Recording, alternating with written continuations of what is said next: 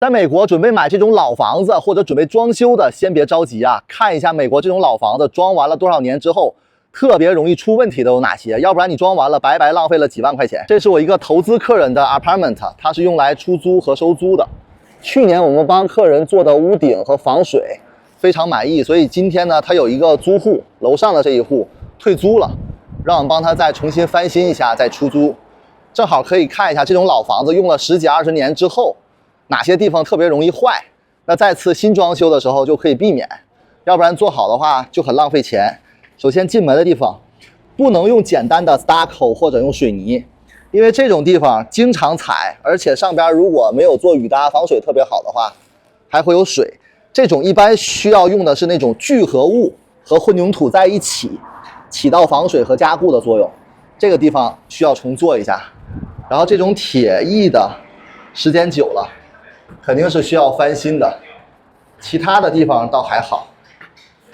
现在我们正在拆除，今天是第1天。这种木门如果装修的话，其实买新的就行了，没有必要翻新，新的也就100-200块钱。重点啊，这种爆米花顶买老房子经常遇到，千万别自己随便拆。有一个评判的标准，就是美国1978年以前的老房子，大部分用的都是那种石棉，石棉是1级致癌物，而且在美国不能自己随便拆，要找专业公司扔到专业的地方，要不然这个是违法的。这种老房子都会有，你就评判你的房子是1978年以前还是1978年以后，这个很重要。再一个非常重要的就是地板，它这个地板楼下的租户经常投诉，就是楼上一走，楼下特别响。这个怎么解决啊？你看一下它以前的地板，没有做隔音层，看了吗？这种老地板踩起来就会特别响。现在新的呢会有一层隔音垫，但是还不够。怎么解决啊？首先打开地板以后，看一下它基础层，基础层有没有松动，因为木板松动，你踩起来它就会经常嘎吱嘎吱响，所以要先把松动的这层木板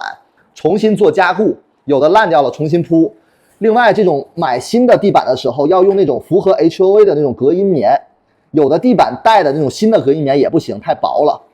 要买那种认证过的带那种厚一点的隔音棉再去铺，才能解决一部分这个地板楼上和楼下响的问题。再一个，老房子经常容易漏水啊，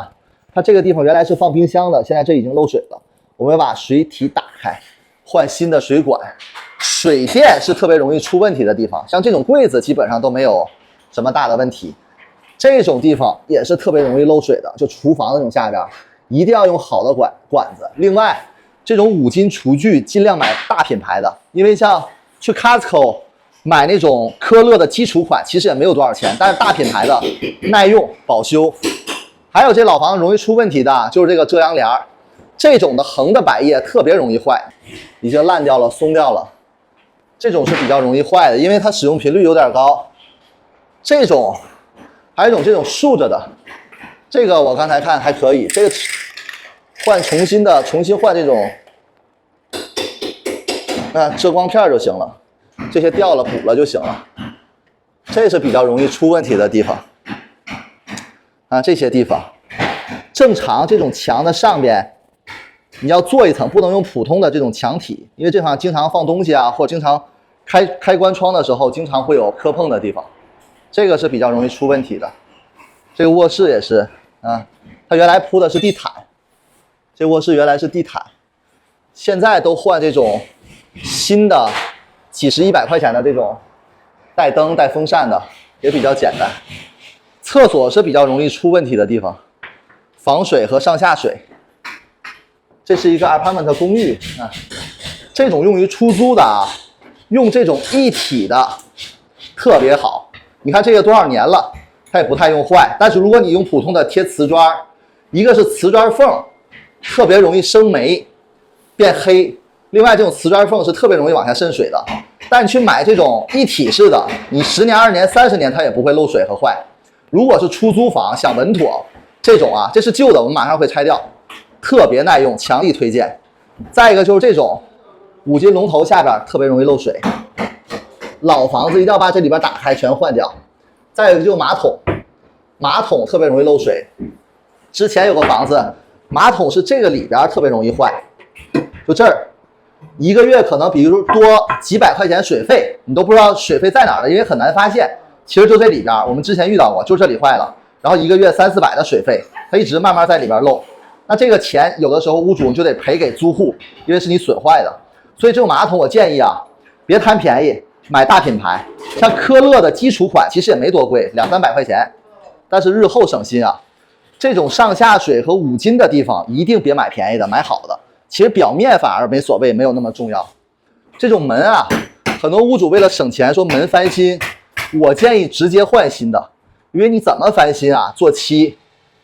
也效果不好。美国人工是比材料贵的，这种门连门套，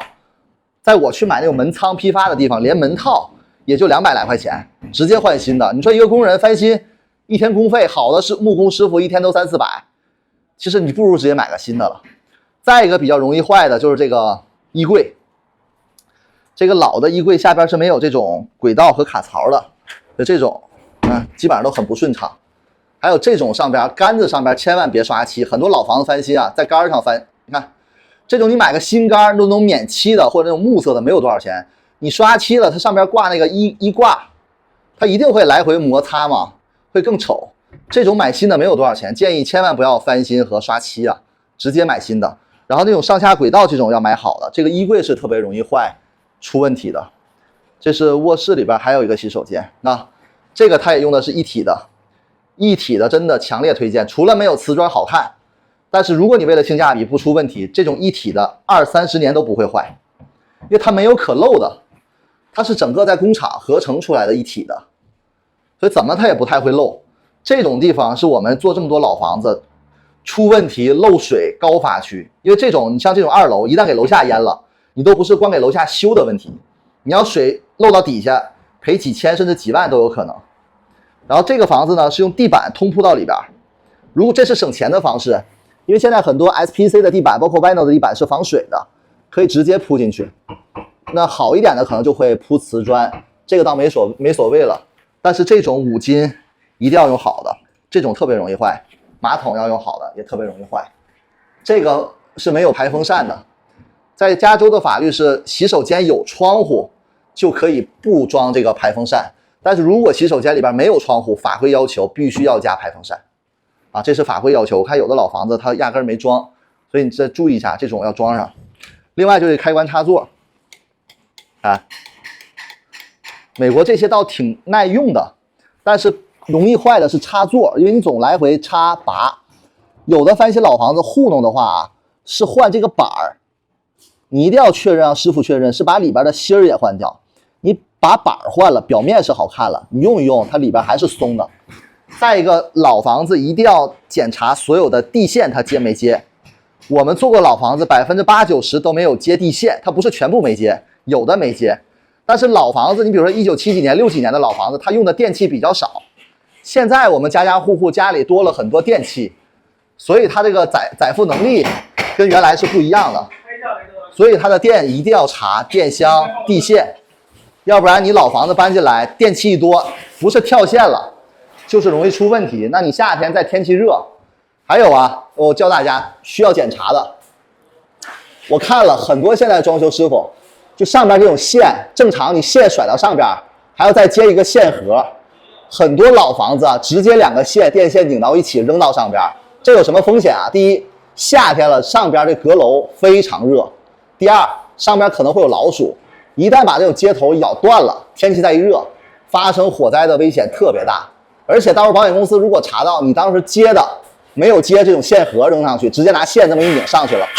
可能你把房子烧了，保险公司也不会赔。这个是非常严肃的问题啊！安全其实比表面的装修什么油漆、橱柜用什么、地板用什么，这些都是小事情。这个房子我们今天会完成拆除，然后2周内进行完工。因为客人是投资嘛，所以我们用最快的工期帮客人完工。这样的话，客人也省心，早点出租，早点收益。这些地面保护我们都会做好。然后我们的 PM 也会 ，PM 在下边，这是我们的 PM 会做现场监工，我们会给邻居送花写信，表示打扰的歉意，这些都帮屋主做到了。屋主现在没在这边，我们也现在是老客户，帮他做的省心放心一点。好吧，大家还想看什么？关于老房翻新还是新建？想了解哪方面可以评论区。下一集我也讲讲老房子翻新完哪些合格，哪些不合格，怎么去检查这些问题。什么叫装修的标准是合格的？未来才能省时间、省钱、省精力。要不然一套房子装不好，天天找人来修，在美国上门修一次300、500的，反而花的钱更多。下期见。